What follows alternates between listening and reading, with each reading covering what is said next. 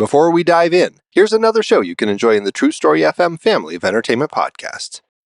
Hey there, true believers. Andy Nelson here from the Marvel Movie Minute podcast with the rest of the team. Pete Wright, Kyle Olson, Rob Cabasco, and Matthew Fox. This is the podcast where we dissect the Marvel Cinematic Universe 1 minute at a time, exploring every detail of this epic superhero franchise. In our season looking at Iron Man 3, we're going to mix things up a bit. That's right, Rob and I are your guides, but instead of our usual minute-by-minute format, we dive into 5 minutes of the film in each weekly episode. It's a totally new approach, but one that still allows us to explore all the depth and detail that makes these movies so special, even if Iron Man 3 isn't all that special. Hold on, that's where you're wrong. Extremist, Shane Black. Yeah, would you like to look at the Mandarin and Maya Hansen? Mm-hmm. So whether you're a die-hard Marvel fan or just love deep dives into movies, there's something for everyone on Marvel Movie Minute. Suit up and join us on this epic audio adventure. You can find us at truestory.fm or by searching Marvel Movie Minute on your favorite podcatcher. Because in the Marvel Cinematic Universe, every minute is packed with excitement. Enough said.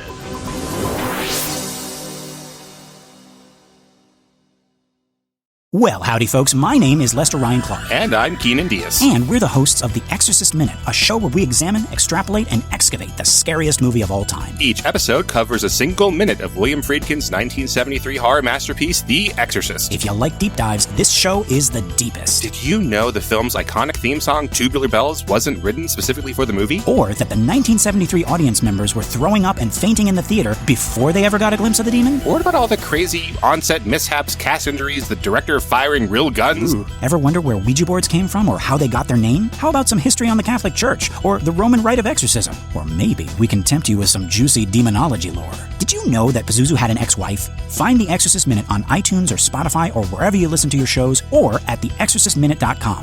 Until next time, folks, the power of The Exorcist compels you.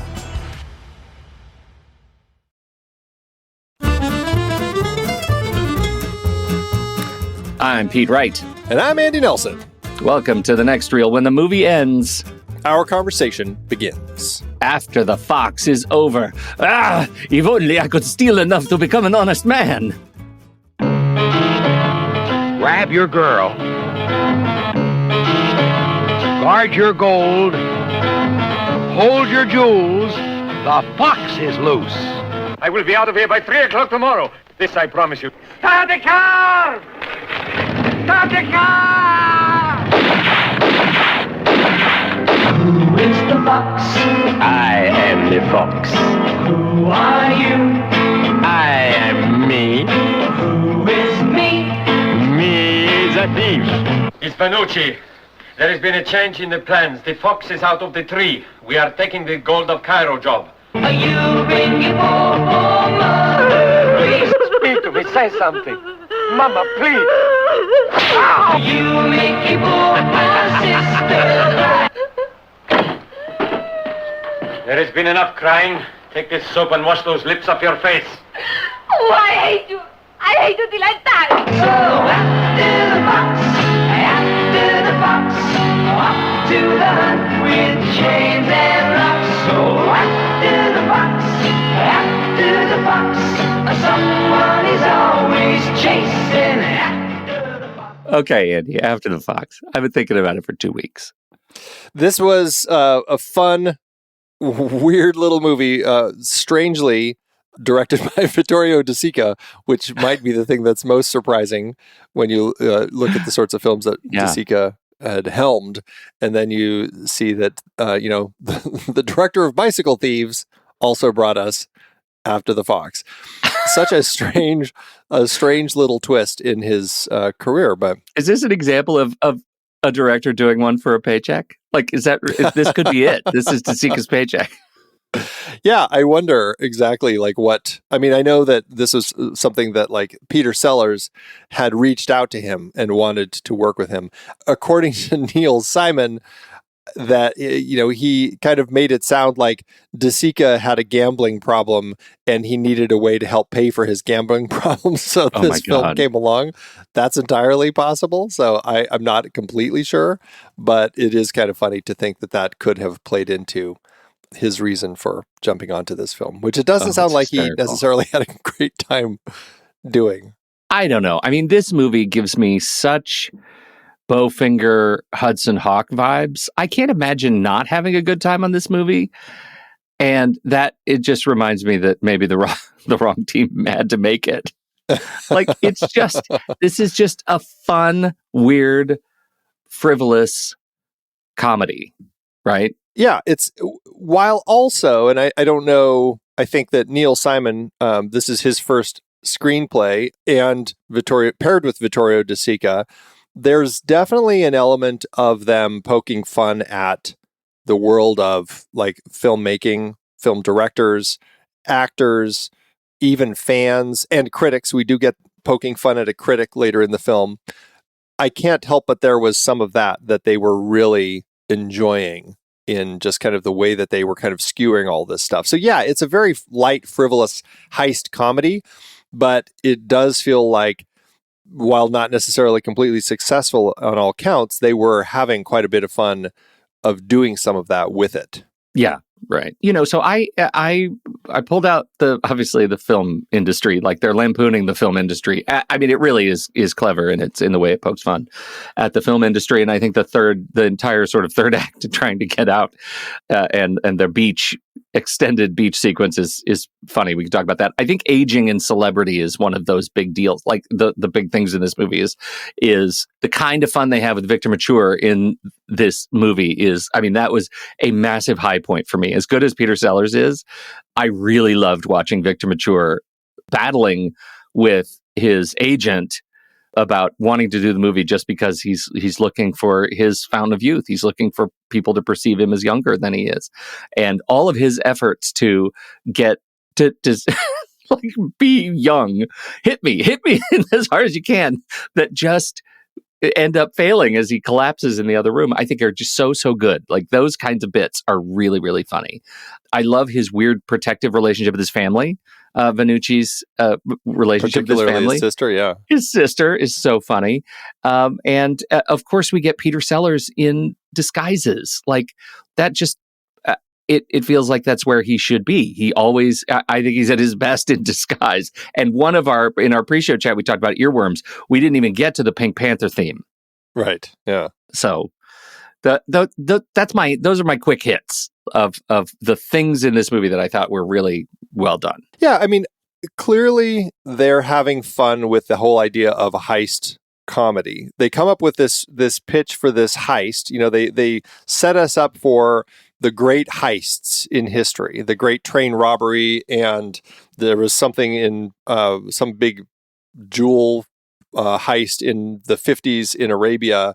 And now we're talking about this great gold robbery in Cairo. And then we kind of witness how they kind of set that whole thing up. All largely successful because of a pretty woman. The way that Okra, Akeem Tamirov's character, uses his sister and her voluptuous form to get these guards to basically drive off the road accidentally. It was actually quite funny. But you set that whole thing up with the funny setup of all these great heists in history, and this is one of them. And then you have this commission talking about this heist, trying to figure out how are we going to deal with this. And then they have their own separate setup of all these great thieves who could potentially help the gold thieves get the gold into Europe. And they're trying to track all of this in very much the way of like, this is our narrator explaining to us who the thief or who the fox is. We get this pitch of like these 4 great thieves who could potentially handle this. And one of them now is really, really old. One of them has gone blind. One of them has gotten really obese. And then the 4th one, the fox, is in prison. And that's kind of the setup. We're kind of like pitching these different things. And so it's really fun how Neil Simon sets this story up to give us this idea of like, okay, we've got one of the great heists of all time, and we've got 4 potential great thieves who could actually help mastermind this. Only one of them could potentially do it, but he's in prison. And now we get to actually see him at work. And that was a really fun way to kind of set up our character of the fox. And this thief who figures out these silly ways to get himself out of prison, which works both times in comedic ways. I had a lot of fun watching him because it's Sellers at his best, putting on disguises, as you said. Outstanding. And then, and also a lot of it is because, like you said, the protective nature he has toward his family. Like he's got to get out and make sure his family's okay and everything. And so, I don't know, just the setup worked really well for me as we're kind of getting an idea of who what the world is and who this character is, who's going to kind of lead us on this crazy journey. And the fact that right out of the gate he's using disguises for his escape, that kind of paints a picture of the type of burglar he is, the type of thief, so that when we get into the story, it really makes sense that he's kind of putting on these disguises all the time. It's funny, and I know you haven't finished it yet, but next week's movie we're going to be talking about 1967's Grand Slam, another heist movie. And I can't wait for you to watch that with After the Fox in mind. I almost think we should have done these in reverse order, because Grand Slam is a movie that is like, here's best case scenario setup for all of your and it's exactly the same. It's like, here are all these guys that are the best in the world with clean records, and you are absolutely set up for success as you build the team. And then other things happen in that movie, which also make it great. This movie is, from the jump, you are guaranteed to fail because everybody you have is a buffoon at this point in their lives. And I find that really funny, how both of these movies can be successful for me in that setup. Part of it is, as you said, Peter Sellers' confidence and his just sort of natural suave nature. The fact that he says, I'll be leaving, at 3 p.m.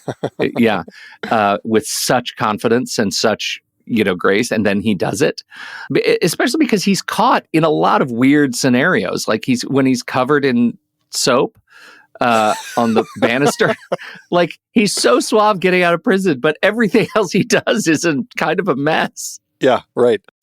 Which really speaks to perhaps the police and their inept portrayal throughout the film, because he is not necessarily that great at all this, but you have these two cops who are perpetually tracking him, trying to figure out where he is, what he's up to, who never can actually pin him down. And this is after he's hiding in the bubble bath, or, gets out of the bubble bath, covered in bubbles, trapped outside in the nude. Like, there are some hilarious moments, and these inept police just never can quite figure it out. And I think that's part of, anytime you have a heist comedy, there's always going to be a level which might actually fall into tropes. I wonder where it stands in the world of tropes, but the police generally are going to be fairly inept at their ability in actually capturing you, which makes it fun. Well, it does, unless you're, police.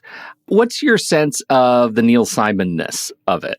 Where does this fit for you in the kind of goofball-y Neil Simon screenplays? Well, you might be able to speak better to that than me. I know that this, like I said, this was early in his career. He had 3 shows on Broadway, I think, at the time of the release of this film: Little Me, Barefoot in the Park, and The Odd Couple. So obviously was doing quite well, and then making the shift to film. I don't know, and he started in TV, I believe, right? Before he did Your Show of Shows, and right. Yeah. Before he went into doing the theater and everything. So, like Barefoot in the Park, and right. And then, like, right after this, he then will start. That's when he kind of starts doing some of his adaptations, because then he adapts Barefoot in the Park, The Odd Couple.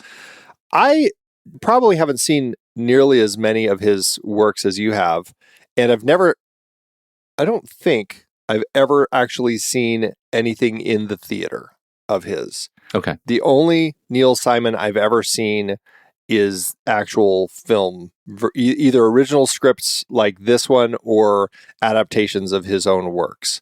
And we've only talked about Murder by Death on the show, right? Is that the only other one we've discussed? Yeah. So, well, no, he helped adapt The Lonely Guy, I guess.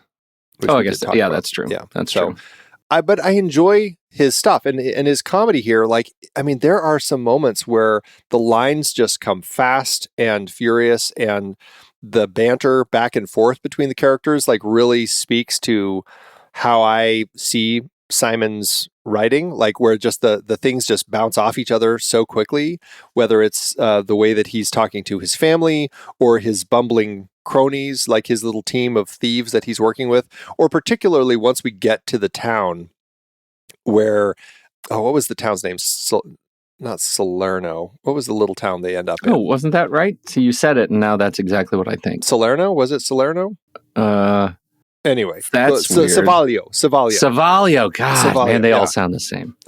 He ends up, the town of Savaglio, once we end up there, like his interactions with the police chief there, that just plays like so much what I expect from kind of that Simon type of comedy. Like the way that, you know, he wants him to say good morning, and the way that he just sticks his head into the camera saying good morning. You know, it just really struck a chord with me that it felt very much like that Simon type of quick comedy writing. I mean, you said it, all of that. I agree with all of it. And I think what's fascinating about it is I think this movie, when it came out, you know, critics I don't think appreciated the Neil Simon-ness of it. Yeah. And that's largely because, you know, like you said, this was very, very early. This was his first screenplay that he had written.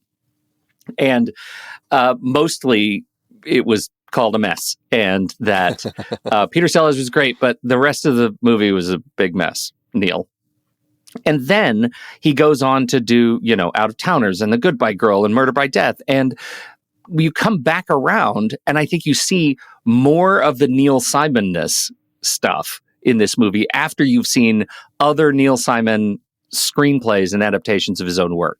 And I think that's what makes this movie fun for me, is that I feel the genetic imprint of Neil Simon's comedy, even though it does feel early. It feels early, but his choices, like we talked about setting up the team, his choices to set up the team the way he does is principally Neil Simon, right? To just take this tropey role and fill it with someone who is unable to fulfill the level of the trope because of some adaptation, I think is really, really smart. And so it is a delightful fish out of water story because it puts a really supposedly capable cat burglar in teaming up with an oddball, you know, crew, and all of those things are, you know, that's where Neil Simon sings. So I think it's a really solid entry.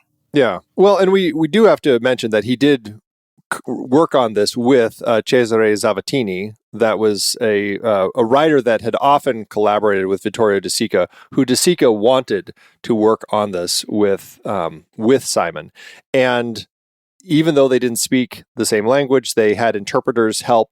And actually, Simon said it was he was a very helpful person, a lot of intelligent comments that I could readily understand and agree with. So I think the struggle that it seemed like Simon had is a lot of the social statements that De Sica was trying to put into the film. I mean, even later, Simon also will go on to talk about how there are elements that work, but also it just kind of becomes a little bit more of a jumble than I think that he necessarily wanted. I think he was looking for more of just a straight up broad farce of just kind of like the industry and of just kind of a heist comedy. And you can tell that, like, by the time we get to that third act courtroom scene and we have Vanucci on the stand, it does feel a little bit like they're trying to say a few things. Like, he has the things that he's talking about. This is after they've screened all of the footage and the critic praised it, which was very funny. But, you know, Vanucci's talking about how, you know, walking through the people and like looking at Victor Mature's character, Tony, and saying like, you need to see that you are still a capable actor. Like, he's kind of like doing the big final pitch that you get in that kind of the climactic moment. And it feels like it's kind of there, but it doesn't quite feel like they're nailing it yet. And I think that's the thing that that kept it from completely working for me in those moments. Like I and I don't know if that came from De Sica, if that was something Simon wanted or Zavattini was trying to put in there. How did all of that kind of come together to build to that? Because I do feel like by the time we get to that point, and maybe it's part of the joke, but the entire heist part of the story kind of completely disappears and evaporates from us. That was my big central question for you about this. Like, at what point did you forget that the movie was a heist movie? Because it becomes such a, I'm going to pretend to be in the film industry movie, like I'm on the lam kind of a movie, that I forget that there's gold involved. And I almost think the movie did not pick a lane kind of early enough to figure out what it wanted to be. Are these criminals on the lam, or are they trying to, or is it a heist film? And if it's a heist film, we spend too much time, not talking about the heist in the movie part. And if it's a criminals on the lam film, we should have gotten to the movie part earlier. Well, yeah. And I mean, I like that it's a creative setup. And I thought it played well for us to see how Vanucci comes to this realization that these movie people can get whatever they want. They have the police chaperoning them, doing whatever they need, and everybody's kind of bending over backwards to help them out. And I thought that was such an incredibly funny kind of dig at the film industry, because I mean, I've seen it in action. Like, you can see how people really do kind of like bend to give you what you want because, it's a movie. They don't even know what the movie is or if they'll ever even see it, but they're just excited about the idea of a movie being made in their presence and they're witnessing it. Like, that's what's so funny about this industry, and the way that they kind of rip on it. It plays really well. And so I like the way it sets up Vanucci having that realization when he's in the movie theater and kind of all of that. And then once he's in the town, it does kind of take a long time. And maybe it's because they just felt like, well, we need to slow things down a little bit. So that's when we have Okra like, slow it down. The boat's, the anchor got stuck or whatever, all these issues with the boat. I think that it could have worked better had we not had it slow down so much because of the boat with the gold, but just get the gold here faster and then involve the production more in the gold, that entire gold part. Like, by the time we have Okra, like, the gold arrives and then Okra just steals it and makes off with it on his own and kind of leaves everybody else. You got that big car chase, which is a funny car chase, but it leads us to this place where I just wanted the heist to go a little longer, the actual heist, to your point. The filmmaking is a lot of fun, but keep it going, but just like integrate the heist into it more. Like, you get the gold. Now what? Now you've got to get it from Savaglio to Rome or whatever. And like I could have used more of that. And I feel like that's where, for me, I was left a little wanting. Yeah. The trick about being left wanting, because I was too, is that they replaced what I was wanting for with something that was also easy to watch, right? Because I found it funny. Yeah. It's one of those movies that when I stop to think about it, I think I wonder if those choices, like, how were those choices made? To your point of like trying to figure out if it was a De Sica thing, if it was a Simon thing, like what was that relationship like? Because you do feel a little bit of the dueling ideology in here, right? Of the idea of what it means to steal, to get away with something. What does it say about the police, the state of the police and police protection, and the sort of withering ideological choices that police get to make in how they protect and serve, which I think are all interesting things. It's just the movie doesn't commit. It just leaves it on bits. Yeah. Well, and that's probably why critics at the time struggled with the film and found it to be a bit of a mess, because when you don't already have a sense of the Neil Simonness of the script and kind of the fun that he puts into the types of stories that he tells, and you've had a better understanding of what he's delivered over the decades, without that, and you're just watching this, I can see that it's a little bit of a struggle. Like, well, where are we going with this? Like, what's the point? Now, I can still have a lot of fun with it because I'm really enjoying the setup of these characters and the story and the skewering of the industry and the way that actors feel about aging and making fun of fans, like when they're when Tony is pulling up and all the fans are screaming, and this is when they're still running from the police, all the girls are like, who is it? I don't care, but it's somebody famous. Like, that speaks to like the way the fans react to that. And so they're having a lot of fun. And that's why I honestly had so much fun with this movie, even while I still have all of these issues with it. Well, and you know what's funny? I mean, you bring up another one. This idea of fandom, of celebrity, the fact that it's not just that he gets what he wants in terms of police protection and cooperation from the city. It's that he gets way more than he bargains for because he didn't anticipate the frothing celebrity, that they would bring to that town just by virtue of setting up a camera and bringing, what's his name, the Victor Mature's character, Tony Powell, to that little town. Like he'd never anticipated that he would get more than that particular bargain called for, like that he would get people in the way that would become an obstacle to him getting what he wanted. Right. Like he has to figure out, how can I, now the police chief is a key part of this. Good morning. What do I do to make this work where the police chief is helping me, but he's not going to be in my way and not investigating us? And like the way, and it plays smart. It was fun. Having to figure out how to integrate him and have him say lines, and just like, and that's what I love so much about Peter Sellers, the way that he plays the director as Fabrizi. Like he is constantly like playing that perfect idea of what people think of as a director, the person who like stops mid-conversation and just puts their hands up to look at you through their little window, or he's got his little viewfinder to go, wait, your jaw, look over there at the light. And like, as he's just like, I've never seen a jaw like yours. Like the way that he could just kind of pitches it and sells it, like that is fun and very funny skewering of just the way that people view a lot of these filmmakers. And, my understanding is that they were kind of poking fun at people like Fellini and DeMille and Antonioni, and even De Sica himself, he's poking fun at, like, he's the one who is filming that biblical epic that they go steal all the gear from. Right. And so like I think it was John Huston was playing Moses, and like, a fake John Huston, but like, it was so funny just how even he himself was going to allow to be torn into a little bit. I just thought that was a lot of fun. So Martin Balsam is our agent. Yes. What a face, Martin Balsam. Oh, yeah. Yeah. 180 credits, been in just about everything. Do you have a favorite Martin Balsam performance? I think I always think of him in Psycho before anything else. I think that's where my brain, that's a big one. My brain goes. Yeah. Yeah. Arbogast. Yeah, it's just his killing on the staircase and the way that that's shot.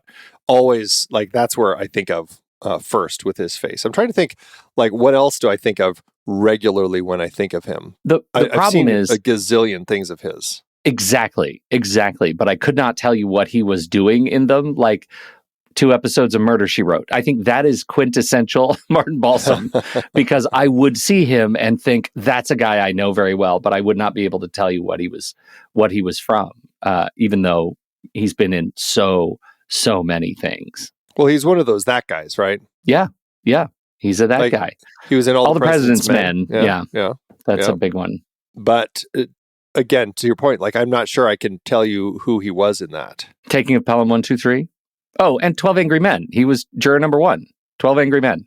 Okay. Yeah. Right. Yeah. I mean, just he's a great face, and it's fun to see him kind of playing the agent who is struggling, dealing with his actor who is constantly like following his whims. And I think that's part of the joy, because he's trying to actually do his job and get this guy to listen to him. And then his actor, Victor Mature, who's also just, so great to kind of see just the way that he plays is just perfect in this role. And I don't think we've talked about a Victor Mature film before, but he's another one of those faces that I think just always works, whether it's like playing Doc Holliday in My Darling Clementine, or in some of the movies, like the Kiss of Death, things like that. Like he's just a fantastic actor. I really enjoy seeing him. He really is fantastic, and I think it's funny that this movie allows him to lampoon himself. right? Like it feels like such an effortless, kind of easy part for him because he's just playing Victor Mature at this point in his career. Well, and what's fun is like he had actually retired before this. Like he said, it's not fun anymore. He didn't want to act anymore, and he was fine financially, and so it's just like, you know what, I'm not having fun. I'm just going to quit. And Peter Sellers kind of lured him into doing this again, and he had so much fun, kind of parodying himself and just kind of playing this sort of thing that he just loved it and wanted to come back and do more. And so he did. It wasn't a ton of stuff, but he did end up in things like On Ton Ton, The Dog That Saved the World, and would continue acting. I just don't think he ever got back into it as much as he had before he retired. Yeah. And, at that point, I think he's able to just kind of do what he wants, Dare to dream, man. Dare to dream. Yeah, right. What a smile. We've talked about Sellers a few times before, Dr. Strangelove and being there. I think this is much more in line with the Dr. Strangelove type of performance, where we're seeing just a very big sort of performance and one where he's putting on different disguises. So certainly more in line with kind of the Pink Panther sorts of movies. Yeah, Murder by Death, right? Oh yeah, right. Yep. I just think he plays it so well. And I think when you look at something like Being There, like I remember talking about that movie, and it's always such a surprise watching that movie because the part is so much more subdued and straight than I certainly was used to watching of Peter Sellers. I wonder, and I don't know, I haven't read anything about this, but I wonder if Peter Sellers ever felt trapped in his own ability to be a comic acting hero, because he's such a great serious actor too. Yeah, and I think that's probably a trick. I mean, the thing is that I take for granted is how many other films he had been in that, so it's like, it's hard to necessarily comment on that without doing a deeper dive into his filmography and really getting a better handle on what he was up to. Like, I know he did What's New Pussycat right before this, which is part of the joke in the movie poster for this film. You caught the pussycat, now chase the fox. Like that, they were just playing on that. And I know that there was kind of a variety of different films, but I do want to kind of walk through his filmography a little bit more to get an understanding as to what else he was doing that might have been something worthy of like his notice. Oh, Lolita, certainly there's another example of something that was a little more serious. Yeah, for sure. I just look at his legacy and I can't find, like, there's, I don't know how, if you haven't seen those movies and you wonder, like, who is this Peter Sellers guy? What comes up is going to be the Pink Panther, right? What comes up is going to be the legacy of a comic actor. Right. And that's what that's the thing that I'm most sort of compelled by is, was he ever stuck? Did he ever feel stuck in behind that part of his legacy when he offered so much more? Yeah, because he did, let's see, A Shot in the Dark is the first Pink Panther movie, right? Mm-hmm. And then it goes to the Pink Panther, The Return of the Pink Panther Strikes Again, Revenge of the Pink Panther, Trail of the Pink Panther. And I think the Trail is the one that it was posthumously made. And I think it was just footage that had been cut from all of the other films that they were doing to put that together, and it led to a lawsuit and everything. So yeah, so quite a number of those films over his career. So I think I've only seen A Shot in the Dark completely, and then I've seen bits and pieces of the others to the point where I don't know which one is which. So I should sit down and just watch them all at some point. Andy, come on. I know. That's a series that's begging to be done. You really have not seen, like, you haven't lived, is I think what I'm supposed to say. Andy, you haven't lived until you've seen more Pink Panther movies. Yeah, I guess I need to. Yeah. Definitely do. We didn't even bring up the Lady Killers. He wasn't in that. Oh, really? Was he? That was Alec Guinness. Are you looking? I'd like you to look. Harry Robinson. Okay. All right. I forgot. I get so focused on Alec Guinness in that film. I guess I just completely forgot that he was in it. There is an interesting crossover though for those two, because like, one of my favorite movies is The Man in the White Suit, and that's Alec Guinness. And at this era, Alec Guinness and Peter Sellers look very similar. There is a similarity, yeah. Yeah. All right. At the time, Peter Sellers was married to Britt Ekland, who plays his sister in the film. And again, we talked about how much we enjoyed how protective he was of his sister, to the point where if they're talking about her acting ability and her beauty, it's totally fine. But if they have any hint of saying anything how they are interested in her, then it flips a switch in his head and he goes into attack mode. It's very funny. Very, very funny. It's funny. Who was it? Was it, I think it was Charlize Theron who played Britt in that Peter Sellers biopic, right? The one with Jeffrey Rush as Sellers. Do you remember that one? No, I didn't. I don't think I saw it. It was a made-for-TV biopic. It might have been just called like The Life and Times of Peter Sellers, I think. The Life and Death of Peter Sellers. Life and Death of Peter Sellers with Jeffrey Rush and Charlize Theron. Look at you. Yeah. Okay. 2 for 2. Look at that. Pulled that out. Great. It was a really great biopic. A pretty interesting story about his life. Worth checking out. It is interesting to kind of see how they all played. Emily Watson was his first wife, Anne Howell, and Charlize Theron was Britt. John Lithgow was Blake Edwards. Stanley Tucci was Stanley Kubrick. Yeah, definitely worth checking out. But I liked Britt in this. I mean, I think that it was quite a bit of contention with De Sica. We should say Vittorio De Sica, Peter Sellers said, hey, let's get Vittorio De Sica to direct this. He was producing this with his new producing partner, John Bryan. This was their first and only film that they produced under their production company banner. That fell apart because they struggled working together on this one film. Peter Sellers wanted Vittorio De Sica to come on board and then hated working with De Sica. De Sica, he said, he thinks in Italian, I think in English. He wanted to replace De Sica, but his producing partner said no for financial and artistic reasons. De Sica was very impatient with Sellers, didn't like his performance, didn't like Simon's screenplay, and had a miserable time making this movie, and didn't like the fact that he was essentially forced to cast Britt Ekland to play the sister, because he's like, she in no way looks Italian.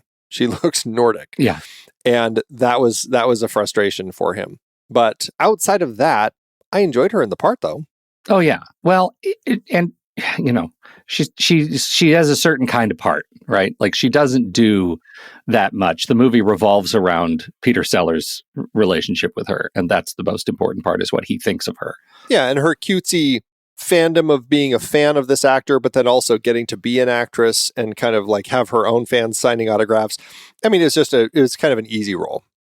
Easy role. I did, as far as in jokes, something that we didn't bring out was possibly my favorite bit, where they're talking about, this is when Tony is talking to his agent, and his agent's like, did you ever hear of this guy, Federico Fabrizi? And Tony's like, no. And Harry's like, he's downstairs. He wants to talk about a picture. And Tony says, what? And Harry's like, a neorealistic film. And Tony's like, send him up. What's neorealism? And Harry says, no money. No money. Just the fact that De Sica has that little line in there. And I don't know if that, is a Simon thing or whatever, but just the fact that it's in a De Sica film where he himself is now making fun of neorealist films that just have no money behind them. That was a great gag. I had a good laugh at that. This is one of the, on IMDb are listed in the goofs page as factual errors.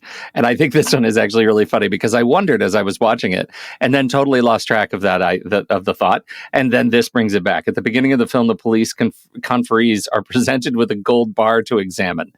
Based on its apparent size, it seems to be about 1.5 feet long by 3.5 inches wide and high. It would weigh on the order of 150 pounds. Yet it's passed around the table as if it weighs 1/10 as much. I thought that was amusing, because people forget gold is heavy. I was laughing about that because those gold bars were so big. They were absurd. And I'm like, what kind of gold bars are these? Like, that was very comical. Yeah. What did you think of, in the scope of a comedy, and maybe this doesn't necessarily fit in the scope of the heist part of the film, but as our comedy film is building, we've got a lot of the comedy beats at the beginning, as he's trying to get away from the police and figure his plan out. Then we got the comedy in the town and the filmmaking and stuff, and it builds to a big car chase. How does that, as kind of our big climactic comedy moment, play for you? You mean, is the car chase itself funny? Like, yeah, did that end up working as kind of like, if that's kind of the climactic chase of the film, Okra steals the gold, Fabrizi and his team chase after him, the cops chase after them, the sister and all of them chase after. Everybody's chasing, trying to get the gold. It's super dusty because they've installed this like dust blower machine in the back of the truck. So it's hard to see. And everybody ends up crashing into each other. And that's kind of the big gag. It's predictable, but you know what I find myself thinking about when I'm watching this particular car chase is just how good the car chase was at the end of the original Italian Job. And in the original Italian Job, there was a gimmick because there was the bus. And the bus hanging off the edge of the cliff was a fantastic punchline to that thing. And I didn't feel like this had a great punchline. Like it was just mayhem for less purpose. Right. I think that's where I sit with it. Like, it was fun to watch, but because it leaves the heist, it just disappears. Like, Okra makes off with the gold and just everyone else crashes and ends up in court. It just kind of left it on a note like, okay. Are they trying to say something? Like, was this some of the commentary that De Sica was trying to throw in here? Like, all of this work and they end up with nothing? I wasn't really sure, but it did feel like a letdown after kind of everything else. Like, it didn't build to anything overly satisfactory. Did you ever find yourself really, really rooting for them to get away with the gold? I wasn't necessarily rooting for them to get away with it, but I was rooting for cleverness. And I think I had such fun with the cleverness up to that point that I was just hoping I would be given more cleverness. And it does not end cleverly. Yeah, right. And that's, I think, the frustration that comes with it. Yeah, I agree with that. Like, we have, thinking of other comedy beats that work, and this is something that Austin Powers actually spoofed, like the way that you would have the conversations when Vanucci was in a cafe or whatever, meeting Okra, but Okra wouldn't talk to him. It was all through his sister, and she would talk, and then Vanucci would answer, but Vanucci was also hitting on her, but it was this whole conversation through Okra that they were having. Like, that played really funny. Like, there were some fantastically funny comedy bits as far as like how these criminals were communicating and all of that. Like, I loved all of that stuff. It made me laugh out loud to watch the way that these silly moments would play out. And yeah, I wanted that cleverness to kind of continue building. Yes. Yeah, totally. Because some of those things are just straight funny. Like, not just those conversations, but when he's in the shower, like all of those things struck me as really like overtly laugh out loud funny. Right. Like, that's where Simon was shining. And yes, again, is it his struggle with working with a collaborator on the script? Is it what De Sica was trying to put in there, or what that ended up kind of just leaving it feeling a little flat by the time we got to the end? Yeah. I'm going to blame De Sica. I'm going to go ahead. I'll do it. Neil Simon is a beautiful white bird, and he just needs to fly.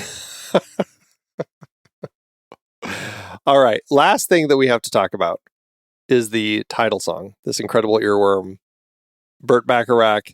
God. And the Hollies singing along with Peter Sellers, After the Fox. This is over our fantastic opening sequence that is kind of just animated titles, which I love films that start with an animated title sequence, especially when it's a silly theme song like this. And man, does this song stick in your head. God, it's rough. I don't understand. I mean, it's funny, but it's funny in a way that I don't understand. I don't understand why the call and response is so absurd. Like, it sticks in my head and I don't understand it. He's like Peter Sellers as the fox who speaks incorrectly to respond. And like, I just can't, I know I'm overthinking it in the fact that I can't think about it. For people who can't remember, let's just speak through the first section. So I would say, who is the fox? And you would say, I am the fox. Who are you? I am me. Who is me? Me as the fox. Me as a thief. Me as a thief. That's right. That's right. And that's what you're talking about. Like me as a thief. Yeah. That's not even English. Like, why are you speaking that way? But that's like part of the comedy. Like it's nonsense. And yeah, it's just such a strange thing to have part of the film, but it plays in a very funny way. And for me, it kind of set up the comedy. It does. It sets up the comedy. And it's a thing that makes you keep thinking about it like me. Like, it just keeps thinking, like, what is the relationship between this song and the movie? And how much are we getting out of the song that is forecasting the movie? Right? It's like Babe Ruth calling it shot. That's right. The theme song to After the Fox is like Babe Ruth. I think it's delightful. I really do. And it breaks my brain a little bit. It is one that does a little brain breaking because it is so effective at sticking in your head. So effective. Yeah. And if you haven't seen the movie and you just go watch the trailer, because they do play it over the trailer. They don't play the whole thing in full, but you get enough of it to understand. Yeah. You'll know what we're talking about because it sticks in your head. Can't miss it. All right. Well, we'll be right back. But first, our credits.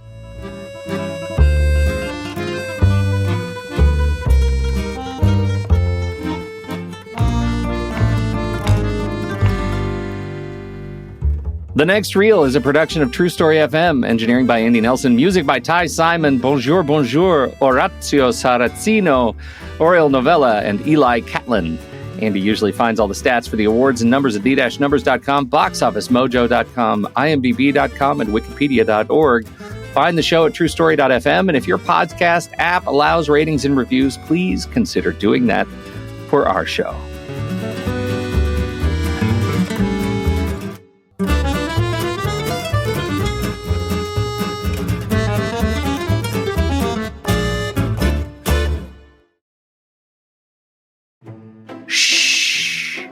Be still, my fellow cinephiles. The hunt is on.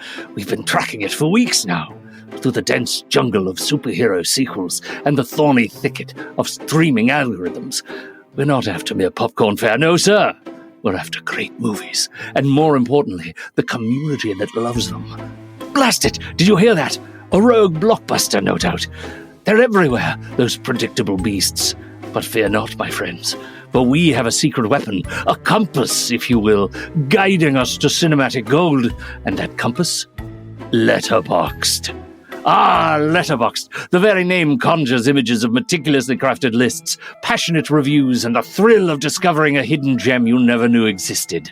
It's like stumbling upon a rare, beautifully plumed bird in the vast forest of pop culture.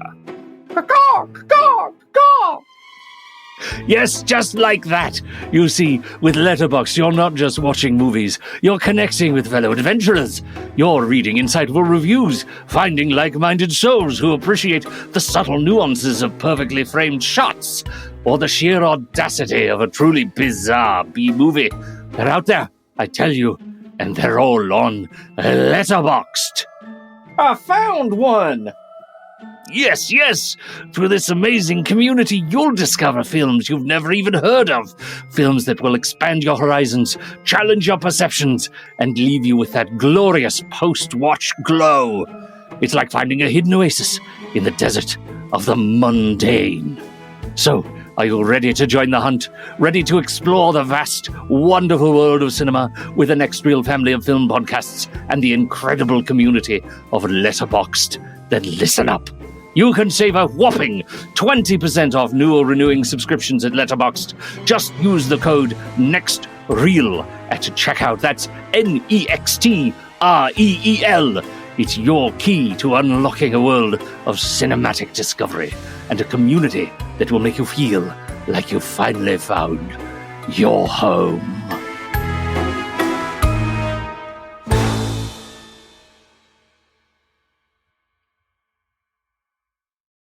Sequels and remakes, Andy. I mean, if any of these movies demands a remake, it's obviously After the Fox. Yeah, unfortunately, no sequels to this. No Return of the Fox or anything like that. Would have been fun to see, but it wasn't popular enough at the time to get that to happen. But As often is the case, there was a Hindi version that was made in 2010 called Tis Mar Khan, or He Who Killed 30. And it was a heist comedy directed by Farah Khan. And it is the Bollywood version of this story. So I am now curious to check that one out and see just how much fun it is and to see if they come up with a better ending than this one had. Okay. I guess You're not going to watch it with me? I'm unprovoked. How'd it do at the box office? Did it make any money?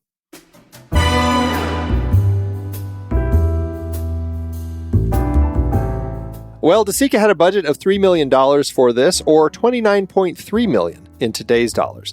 The movie opened in Italy September 8th, 1966, then here in the States December 15th, 1966, opposite another American-Italian film, The Good, the Bad, and the Ugly, along with the Quiller Memorandum. Perhaps because of the negative reviews, it didn't quite earn its budget back, bringing in only $2.3 million, or $22.4 million in today's dollars. That lands this stellar vehicle with an adjusted loss per finished minute of about $67,000.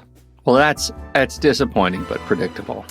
Well, it has gained a cult following over the years. And so, if anything, it's likely one of those films that has since found its audience and, who knows, maybe even made some money back. Not that they report that sort of thing. Yeah. Well, I'll tell you, I thought it was really fun.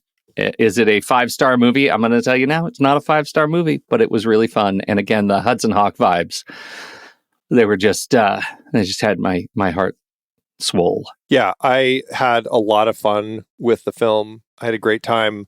It has its issues, like we've discussed, but that doesn't mean I just didn't have fun the whole time with this one. It's just a kind of silly, funny thing. Something else I was just thinking about is the fact that when we're in the prison, it's the prisoners who are giving all of the things to the visitors. Like, it's such a subtle, like, visual gag, but like they're so much more successful in prison that they're helping out their families, giving them food and everything. Like, that just, like, I know visiting hours were so good. Here's some bread and here's some canned fish. Like, all of those little things. Like, it made me laugh so much. So I had a great time with this one. Glad we watched it, and glad to include it in our Heist series. Me too. All right.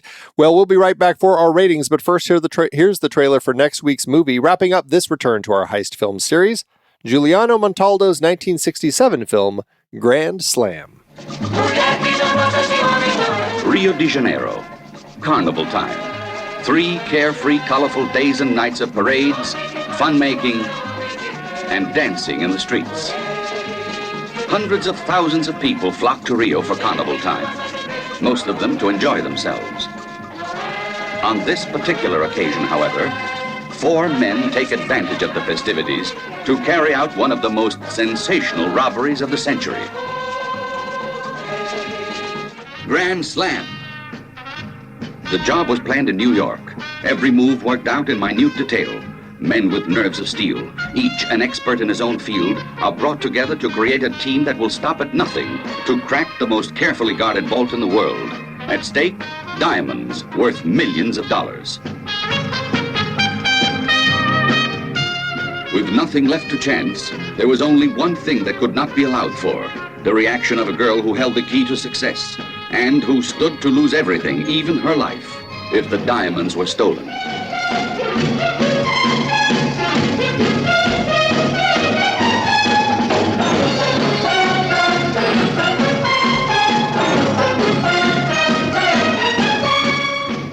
With a fortune at stake, nothing was spared to ensure success.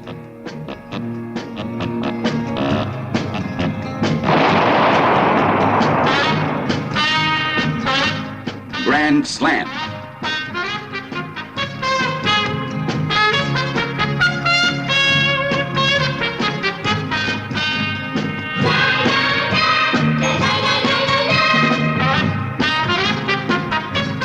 Minutes was all the time available. 20 suspense-filled minutes with no margin for error.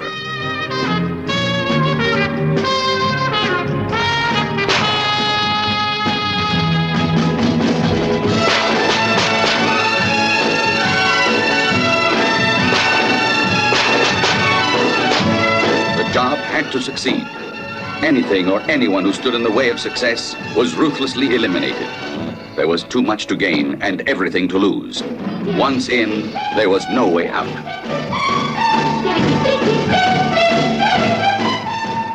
Grand Slam. This was no ordinary robbery, but a masterpiece of split-second timing and ingenious devices specifically designed to neutralize alarm systems that were supposed to be infallible.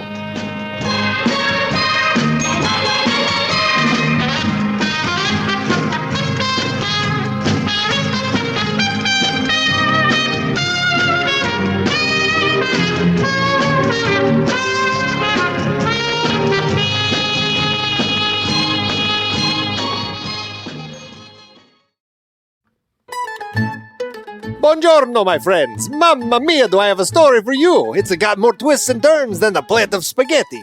I've been in this filmmaking business for a long time, capiche? And I've learned that it's all about crafting a story that steals the heart of the audience, like a master thief stealing Egyptian gold right from under the nose of the policia. I'm putting together a team of the most talented individuals in the business, a group of people who understand the power of cinema and know how to wield it like a finely crafted Italian leather glove. We're gonna make a movie that'll be the talk of the town from Milano to Palermo. By joining our team at the next reel, you'll get your hands on a whole bunch of exclusive content from master analysts who can break down a movie like a skilled chef filleting a branzino. They're ready to spill the beans just like Nonna sharing her secret recipes. As a member of our crew, you'll get ad-free episodes packed with insights and analysis that'll make you see movies in a whole new light, like putting on a pair of designer Italian shades, huh? And if you really show us what you're made of, you'll get access to extended editions that go deeper than the Blue Grotto of Capri. But wait, there's more. You'll also get the golden ticket to our private Discord community, where you can rub elbows with other movie-loving paisanos. It's like having your very own secret Italian cafe, where you can sip on espresso and talk movies with people who really get your passion. You know what I mean? And the best part? It's a piece of cake. Just head over to truestory.fm/join and take your pick between our monthly or annual membership options. For just $5 a month or $55 a year, you can be part of this exclusive group of cinema lovers. That's a steal, my friends, like finding genuine Italian truffles at a discount. So what do you say? You ready to join our crew and become a master of cinematic analysis? You ready to help us make a movie that'll go down in history as the greatest heist of all time?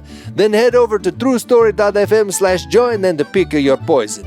No need for any funny business, huh? Like dressing up as a big shot Italian director? Just a simple click and bada bing, you're in. Trust me, this is an opportunity that's rarer than a perfect espresso in the morning. Head over to truestory.fm/join and let's make some movie magic together, my friends. Ciao! Mwah!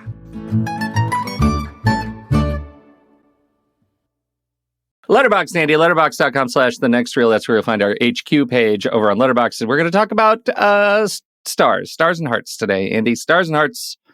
What are you going to do for this movie, and where are you going to take those stars from? I had a fun time with this movie. I had a lot of fun. I think 3.5, that range is exactly where it's going to sit. I'm going to say 3.5 because even if I did have the issues with it, I still just had so much fun. And it was like laugh out loud fun time. So 3.5 and a heart is where I'm going to land. Yeah, I with no disrespect at all intended, it is a 3-star and a heart movie. It's slightly better than Right Down the Middle, and I would watch it again. Yeah. How about that? Very fun. High praise. Yeah, absolutely. Well, that'll average out to 3.5 and a heart over on our account at Letterboxd, which is at The Next Reel. You can find me there at Soda Creek Film. You can find Pete there at Pete Wright. So what did you think about After the Fox? We would love to hear your thoughts. Hop into the Show Talk channel over in our Discord community where we will be talking about the movie this week. When the movie ends, our conversation begins.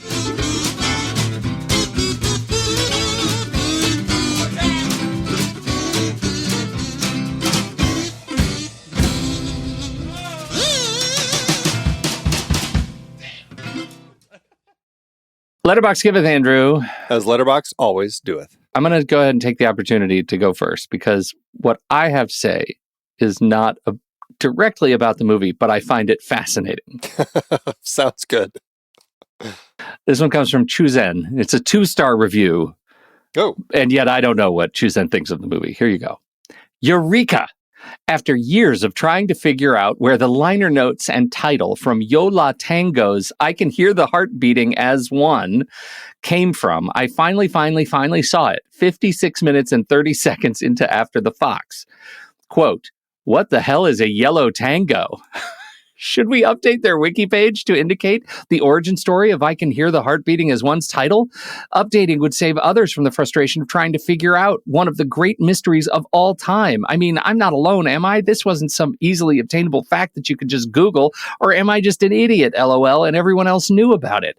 But at the same time, would it be ruining the opportunity for someone else to feel such exhilaration when they eventually discover it? And would it be going against the spirit of it all by simply putting it on Wikipedia? But at the same time, the Venn diagram of people who listen to YLT and people who have seen After the Fox is extremely small, one would think. What to do? Any suggestions? Please comment below. Wow. Has anyone commented? I don't know. Yes, I say put it out there. I love Kaplan's sentiment of the serendipitous delight of stumbling upon the line, but it seems like the likelihood of literally anyone stumbling upon the film inches ever closer to zero. That is a very fine Yeah. line of stumbling upon those two things. A fan of Yo La Tango's song who has that question in their head still, and then the person who also then watches this movie. Oh my God, Andy, Chuzen 3 years ago updates and says, update. Finally, I updated the wiki page. Better late than never. 3 years ago. Update 2. My edit got taken down. Whatever. I tried to help my fellow YLT family, but to no avail. Bureaucracy. And then Nikhil Murthy says, OMG, that's crazy. I had no idea my favorite band in this film would ever be connected. Very cool. I really enjoyed the film too. Oh my God. Wow. It's a whole thing. What the hell is a yellow tango? Yeah. I have to go listen to that album now. Yeah. Yo La Tango, Yellow Tango. That's funny. Yeah. It is funny. It's legit funny. Huh. I think. Wow. I've heard some of their music, but I don't know if I've specifically listened to that album or anything with this question in mind. So yeah, it might be needing to happen. Well, I've got a 4-star by Tim Kopp, who says, this movie proves that I have an endless tolerance for the, quote, Peter Sellers involved in wacky car chases, end quote, genre. Yes, absolutely. Give us more of Peter Sellers involved in wacky car chases. We need it. Sure. I'll take it. Yeah. Even if that's not the best part of the film, it still is very fun. Loved it. Car chases and mysteries solved. Thanks, Letterboxd. Are you tired of endlessly scrolling through streaming services? Ugh, it is such a time waster. Well, have you ever heard of Letterboxd? No, what's that? It's a platform where you can track and rate films, create watch lists. It's the perfect social network for movie lovers. That sounds amazing. It's like Film Facebook. Well, that last thing sounds dumb, but if you like the idea, say goodbye to bad movies and hello to your quintessential watch list. Are you thesaurusing right now? Just use the discount code NEXTREEL or visit thenextreel.com/letterbox to get 20% off your pro or patron membership. And that works for renewals as well. Awesome. I am definitely signing up for a patron membership today. Great. Start curating your movie collection with Letterboxd.